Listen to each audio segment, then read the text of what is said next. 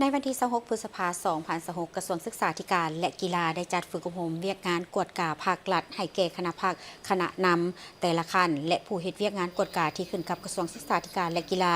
พร้อมทางสรุปเวียกงานการเคลื่อนไหวในระยะผ่านมากระทรวงศึกษาธิการและกีฬาจัดฝึกอบรมเวียกงานกวดกาภาครัฐให้แก่คณะภาคคณะนำแต่ละขั้นและผู้เฮ็ดเวียกงานกวดกาที่ขึ้นกับกระทรวงศึกษาธิการและกีฬาโดยมีปริญญาเอกนางดาราวรกิติพันธ์รองรัฐมนตรีกระทรวงศึกษาธิการและกีฬามีบรรดาคณะภาคคณะนำและผู้เฮ็ดเวียกงานกวดกาที่ขึ้นกับกระทรวงศึกษาธิการและกีฬาคณะกวดกาภาคกระทรวงศึกษาธิการและกีฬากองประชุมในครั้งนี้เพื่อยกสูงความรู้เกี่ยวกับหลักการของการกวดกาพัฒนาทักษะการกวดกาขบวนการรายงานและการแก้ไขปัญหาต่างๆที่เกิดขึ้นสร้างความเข้าใจในบทบาทหน้าที่ของผู้บริหารและผู้เฮ็ดเวียกงานกวดกาในการยกระดับคุณภาพการปฏิบัติหน้าที่ของผู้บริหารการศึกษาวิทยาศาสตร์และกีฬาให้มีความโปร่งใสและมีความรับผิดชอบสูงขึ้นพร้อมนี้กองประชุมได้สรุปเวียกงานในระยะผ่านมาโดยได้เคลื่อนไหวติดตามกวดกาของคณะกวดกาภาคกระทรวงศึกษาธิการและกีฬาให้คณะประจำภาคกระทรวงและคณะกวดกาศูนย์กลางภาคประจำเดือนประจำไตรมาสและประจำปี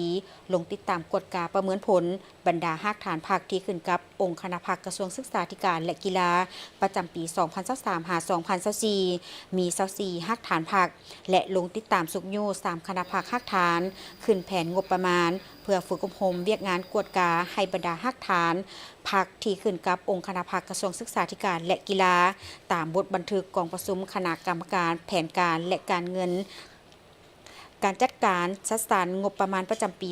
2025 ข้างวันที่ 23 ธันวาคม 2024 ให้กรมกวดกาโดยได้รับบทรายงานการจัดตั้งและการเคลื่อนไหวเวียกงานกวดกาจากภาคฐานภาคประจำเดือนประจำปี 2024 จำนวน 17 ภาคส่วนสำหรับการส่งบทสรุปประจำปีตามแจ้งการของประธานคณะกวดกาภาคกระทรวงศึกษาธิการและกีฬา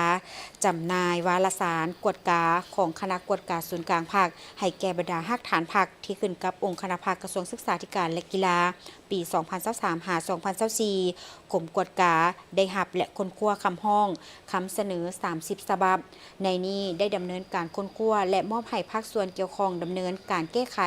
สำเร็จแล้วจำนวน 9 ฉบับขันกระทรวงแก้ไข 9 ฉบับผ่านมาคณะภาคคณะนำบางบอนยังบ่เห็นได้ความสำคัญของเวียกงานติดตามกวดกาภาคกวดการัฐการเคลื่อนไหวเวียกงานติดตามกวดกาอยู่บางขั้นคุ้มครองของกระทรวงศึกษาและกีฬายังบ่ทันเฮ็ดได้อย่างแข็งแรงดังนั้นในกองประชุมครั้งนี้ผู้เข้าร่วมได้พร้อมกันปรึกษาหารือแก้ไขข้อคงค้างในระยะผ่านมาเพื่อให้เป็นทิศทางในการแก้ไขในต่อหน้า